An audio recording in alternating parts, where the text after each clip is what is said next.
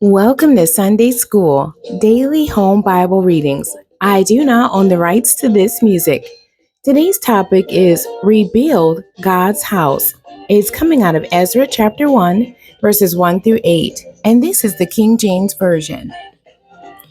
Now, in the first year of Cyrus, king of Persia, that the word of the Lord by the mouth of Jeremiah might be fulfilled, the Lord stirred up the spirit of Cyrus, king of Persia, that he made a proclamation throughout all his kingdom, and put it also in writing, saying, Thus saith Cyrus, king of Persia, the Lord God of heaven have given me all the kingdoms of the earth, and ye have charged me to build him a house at Jerusalem, which is in Judah.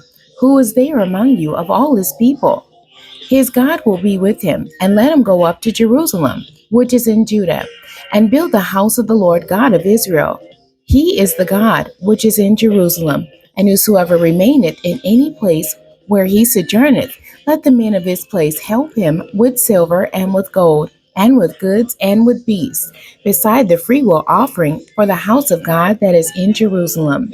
Then rose up the chief of the fathers of Judah and Benjamin, and the priests and the Levites, with all them whose spirit God had raised, to go up to build the house of the Lord, which is in Jerusalem.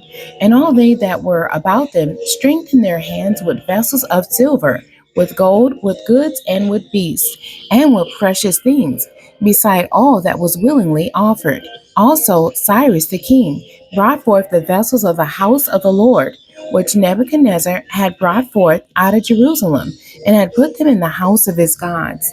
Even those did Cyrus king of Persia bring forth by the hand of Mithridath the treasurer, and numbered them unto Sheshbazzar the prince of Judah. The end. God bless you, and thank you for joining me today.